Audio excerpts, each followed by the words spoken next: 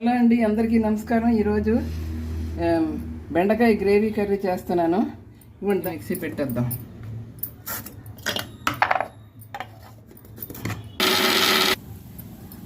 ఇదిగోండి, రుబ్బి చేస్తున్నాను. ఒక స్పూను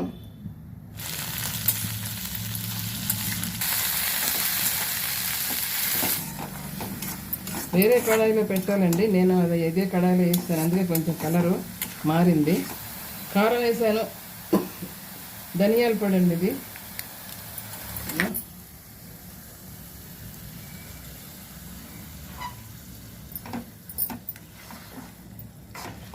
పెరుగు వేసి బాగా కలపాలి, లేదంటే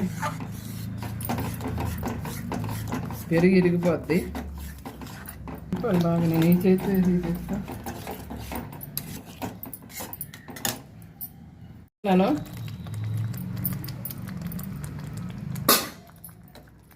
వేసి బాగా కలపాలి. ఉప్పు కారం అన్నీ బెండకాయ కాసేపు మూత పెట్టి ఉడికిస్తాను. హలో అండి, అందరికీ నమస్కారం. ఈరోజు బెండకాయ గ్రేవీ కర్రీ చేస్తున్నాను. ఇవ్వండి, దానికోసం ఈ కొత్తిమీర కాడలు కొంచెం తీసుకున్నాను, వెల్లుల్లిపాయ రొబ్బలు, అల్లం ముక్క, పచ్చిమిర్చి, ఉల్లిపాయలు 2, టమాటా 2. ఇవ్వండి బెండకాయలు కట్ చేయాలి. ఇంకా ఈ మసాలా రుబ్బేద్దాం, సరేనా? ఇవన్నీ దీంట్లో వేసేసి ఉల్లిపాయ ముక్కలు కొంచెం పెద్ద పెద్దగా తరిగేసి మిక్సీ పెట్టాలి.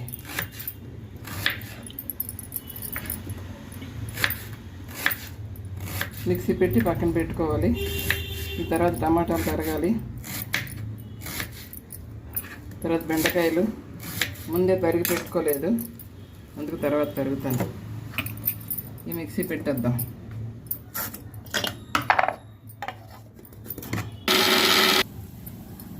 ఇదిగోండి రుబ్బేసిన పేస్టు ఇది పక్కన పెట్టుకుంటున్నాను. ఇప్పుడు టమాటా చిన్న ముక్కలు తరుగుతాను. ఆ తర్వాత బెండకాయలు తరిగేసాక కూర స్టార్ట్ చేస్తాను. చిన్న ముక్కలు తరగాలి, గ్రేవీ కూర కదా, అందుకని. ఎప్పుడు గ్రేవీ ఇలా కాకుండా ఇది వెరైటీగా ఉంటుంది. ఈ తుడుములన్నీ తీసేస్తే తొందరగా ఉడుకుతుంది.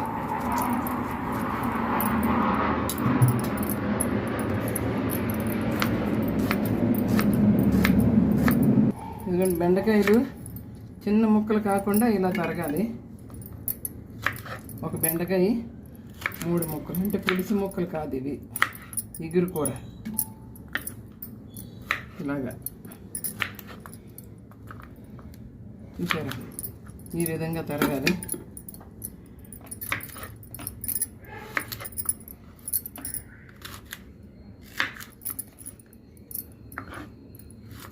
బాగా లేతగా ఉన్నాయి కదా.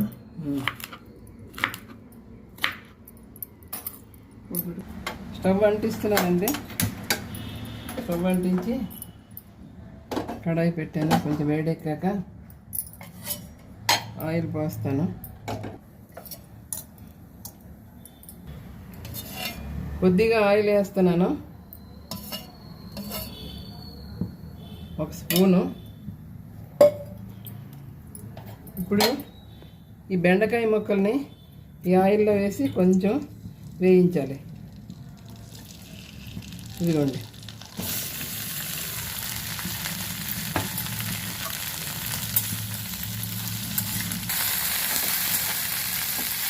కొంచెం బాగా వేగాలండి. ఇదిగోండి, ఇంకా కొంచెం హాఫ్ బాయిల్ అయిపోవాలి. ఇది తీసి పక్కన పెట్టుకుంటాను.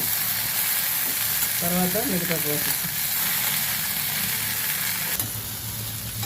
బెండకాయలు వేగిపోయి చూడండి, మెత్తగా అయిపోయి. మూత పెట్టకూడదు, మూత పెడితే ఈ బెండకాయలు ఇలా ముక్కలు అయిపోతాయి.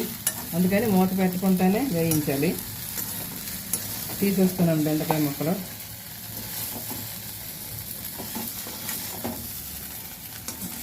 ఇప్పుడు గ్రేవీ కోసం చేయాలి.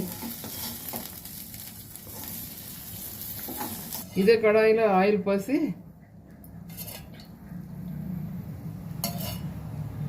2 చెంచాలు వేసాను. కొద్దిగా ఆవాలు, కొంచెం జీలకర్ర,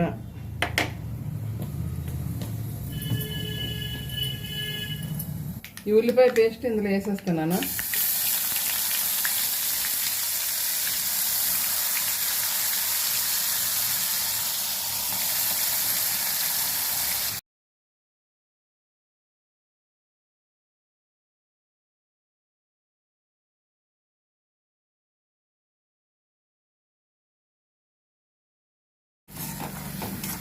వేరే కడాయిలో పెట్టాలండి, నేను అది ఇదే కడాయిలో వేస్తాను, అందుకే కొంచెం కలరు మారింది. ఇలా చేయకూడదు, ఇంకెందుకు మార్చడం కానీ ఇదే కడాయిలో వేసేయడం వల్ల ఇలా వచ్చింది. టేస్ట్ బాగుంటుంది చూడడానికి.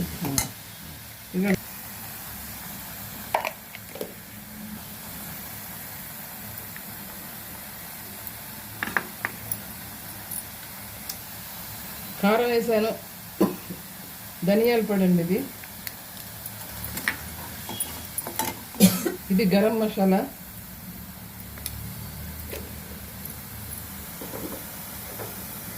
సాల్ట్,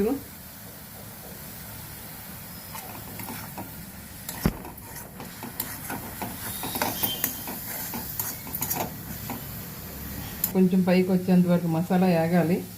మూత పెడుతున్నాను.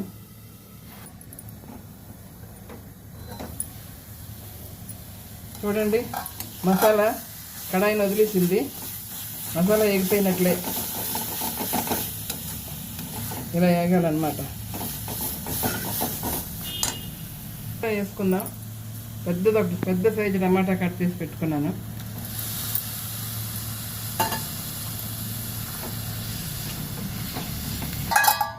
మూత పెడుతున్నాను. మూత తీసి చూస్తున్నాను ఎంతవరకు అయిందో. అయిపోయినట్లేనండి, ఇది బాగా వేగింది మసాలా అంతాను. చూసారా, ఆయిల్ పైకి వచ్చింది. ఇప్పుడు పెరుగు వేస్తున్నాను.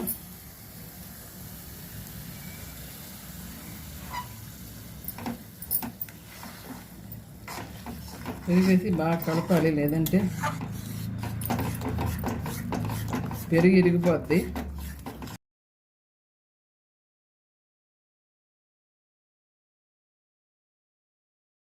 నేను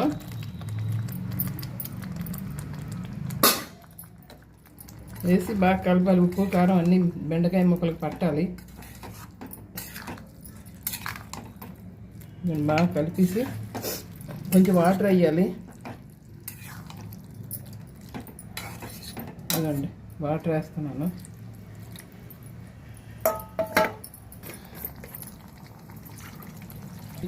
కొంచెం వాటర్ వేస్తున్నాను. కొంచెం సాల్ట్ వేసాను కదా, మరి కొంచెం వేస్తాను, సరిపడ్డ సాల్ట్. కాసేపు మూత పెట్టి ఉడికిస్తాను. కాసేపు మూత పెట్టి మగ్గిద్దాం. ఇదిగోండి, మూత తీసి చూస్తున్నాను ఎలాగుందో. ఇదిగోండి ఎలాగైందో. బెండకాయ గ్రేవీ కర్రీ చాలా బాగా వచ్చింది కదా. ఇలాగే చెయ్యాలి, సింపుల్. కానీ రోటీ, చపాతీ, రైసు దేంతోనైనా బాగుంటుంది. ఇలాగే చెయ్యండి, చాలా సింపుల్గా ఉంటుంది. కారం ఉండదు, ఏం ఎక్కువ ఉండదు. పెరిగేసాం కదా, కొంచెం గ్రేవీగా ఉంటుంది, కొంచెం పుల్లగా టేస్టీగా ఉంటుంది. అయిపోయినట్లేనండి, స్టవ్ ఆఫ్ చేసేస్తున్నాను. గ్రేవీ కర్రీ ఇదిగోండి ప్లేట్లోకి తీస్తున్నాను.